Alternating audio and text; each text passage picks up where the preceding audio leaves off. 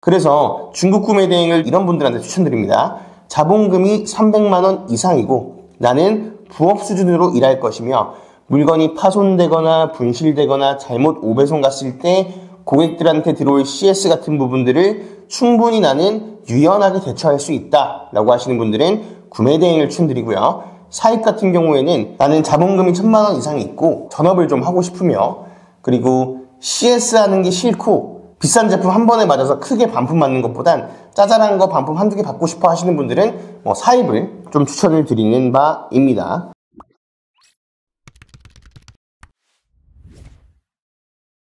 네, 안녕하세요. 구대일 판다입니다. 저번에는 사입을 해서 창고를 구해서 직접 다 일일이 포장하고 배송까지 하시는 대표님을 만나서 인터뷰를 해봤는데요. 이번에는 본인이 직접 포장하진 않으시고 그냥 사무실 한켠에서 하루에 한 3시간 정도 일하시면서 사입으로 월 매출 한 6천만 원 정도를 벌고 계시는 대표님을 만나서 인터뷰를 해보도록 하겠습니다. 어떻게 손 하나 안 대고 포장 하나 안 하고 사입으로 매출을 내고 있는지 한번 확인해 보도록 할게요. 이분은 창고를 구하신 게 아니어서 큰 사무실이 필요가 없어가지고 공유 오피스를 쓰고 계신다는데요. 어떻게 일하시는지 한번 보도록 하겠습니다. 가시죠. 아유, 대표님. 안녕하세요. 안녕하세요. 들어가서 사무실 구경하기 전에 자기소개 한번 해주세요. 안녕하세요. 저는 사입사관학교 1기를 진행했었던 닉네임 미나라고 합니다. 그러면 우리 미나 대표님을 모시고 어디서 일하시고 어떻게 일하고 어떻게 매출 냈는지 한번 이야기 들어보도록 하겠습니다. 오, 지문인식. 네.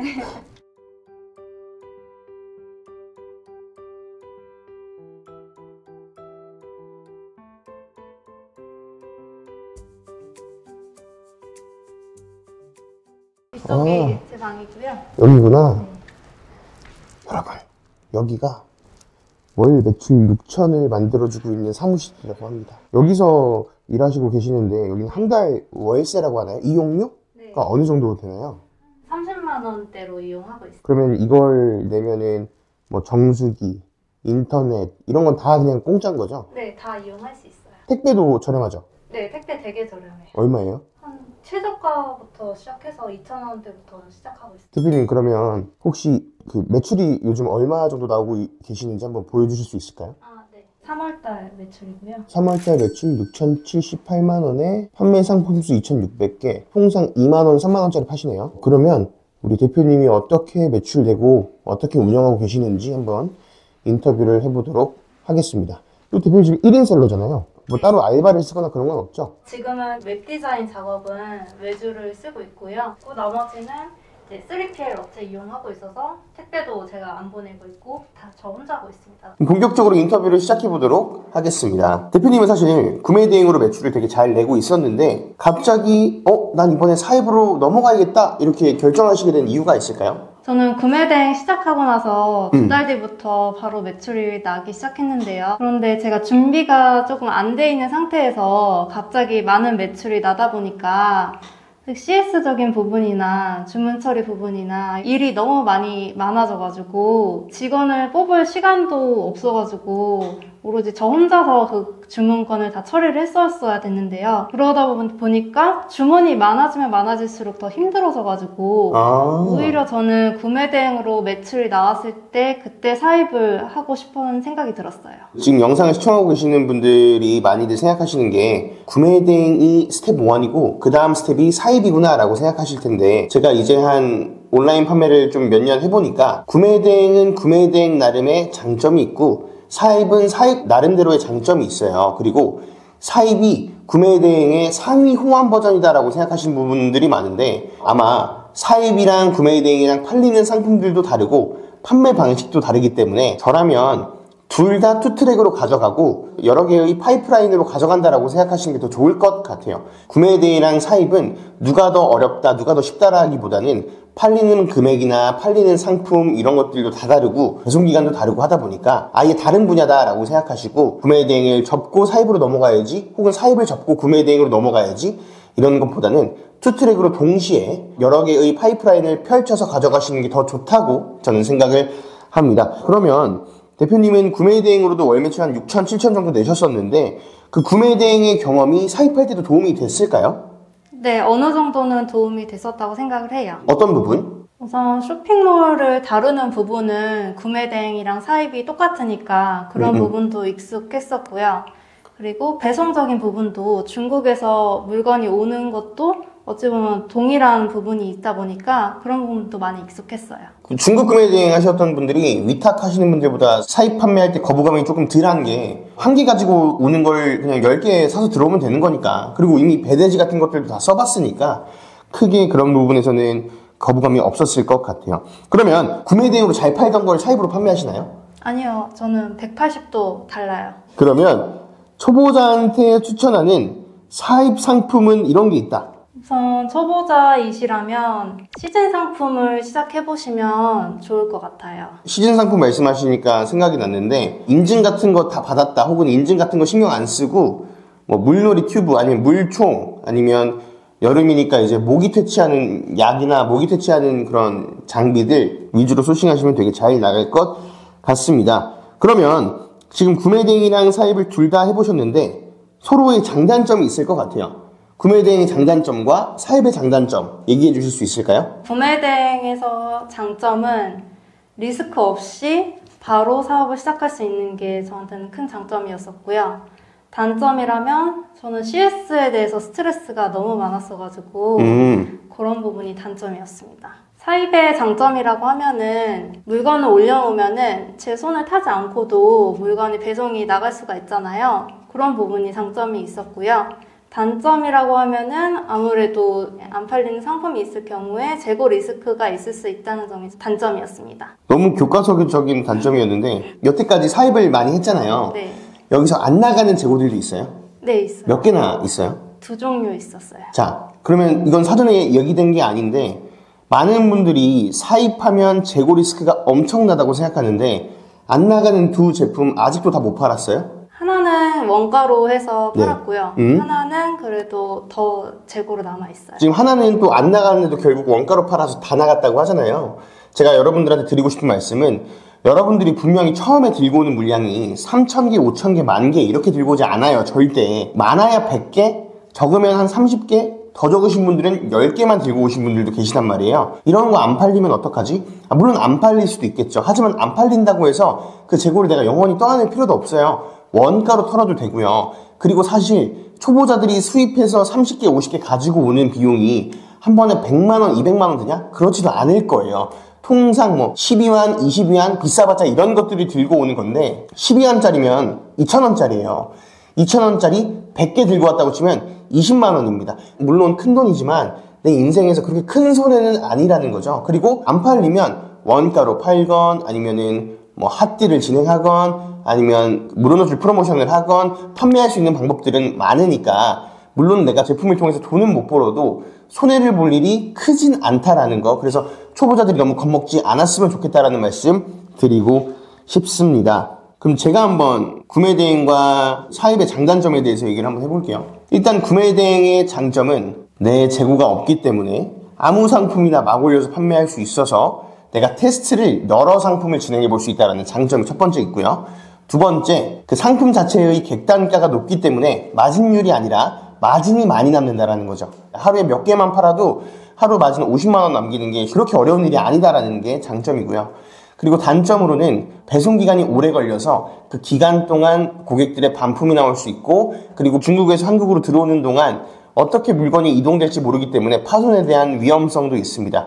그래서 중국 구매 대행을 이런 분들한테 추천드립니다. 자본금이 300만 원 이상이고 나는 부업 수준으로 일할 것이며 물건이 파손되거나 분실되거나 잘못 오배송 갔을 때 고객들한테 들어올 CS 같은 부분들을 충분히 나는 유연하게 대처할 수 있다 라고 하시는 분들은 구매 대행을 추천드리고요. 사입 같은 경우에는 나는 자본금이 1,000만 원 이상이 있고 전업을 좀 하고 싶으며, 그리고 CS 하는 게 싫고 비싼 제품 한 번에 맞아서 크게 반품 맞는 것보단 짜잘한 거 반품 한두 개 받고 싶어 하시는 분들은 사입을 좀 추천을 드리는 바입니다. 그러면 지금 구매 대행 때 주로 하던 일과 지금 사입하면서 주로 하는 일이 좀 다를 것 같거든요. 구매 대행 때는 하루 일과가 어떻고 사입할 때는 지금은 하루 일과가 어떻다 얘기해 주실 수 있어요? 구매 대행을 했을 때는 일단 아침부터 바로 샵마인 켜서 주문 처리 넣고, 그다음 고객 문의 들어오면 CS 처리하고 또 반품건 있으면 반품 접수도 하고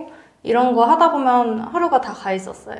지금 사입을 하고 있는데 일과는 우선 상세 페이지를 만드는데 기획서를 작성을 하고요. 그리고 마케팅 작업을 하고 있고 그리고 시간이 나면 또 소싱도 추가적으로 하고 있습니다. 상세 페이지 직접 다 만드시는 거예요? 제가 상세 페이지를 직접 만들지는 않고 외주를 주고 있는데요. 그 외주를 줄 때 기획서를 상세하게 만들어서 줘야지 제가 원하는 대로 나와가지고 그걸 작성하고 있습니다. 어떤 게 더 편한 것 같아요? 사입이랑 구매 대행? 저는 사입이 훨씬 더 편해요. 저는 지금 사입도 하고 제 제품 브랜딩도 해서 팔고 있잖아요. 네. 근데 구매 대행이 더 편한 것 같아요. 창고에 재고를 볼 때마다 숨이 턱턱턱턱 막혀가지고 저는. 그러면 마진율은 어때요? 퍼센테이지. 구매 대행이랑 사입이랑 비교해봤을 때.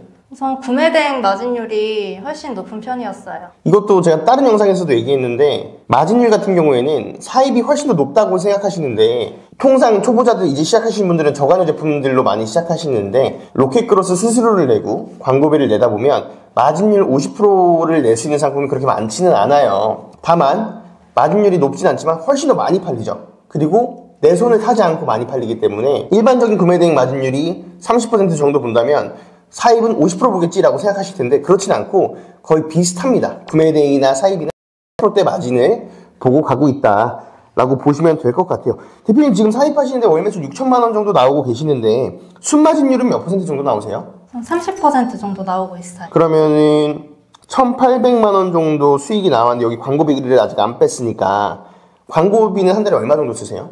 한 매출의 10% 정도 쓰고 아, 그럼 600만 원 정도? 그럼 1,200 정도 순수익 남으시겠네요. 쿠폰까지 다 뺀 거죠? 네. 하루에 그러면 60개에서 100개 정도 나가는 것 같은데 그러면 대표님 초보자들이 이런 거 궁금할 것 같아요. 한 번에 몇 개씩 가지고 와서 팔아야 되나요? 그래서 처음 소싱한 제품 초도 입고 물량은 어느 정도로 잡으세요?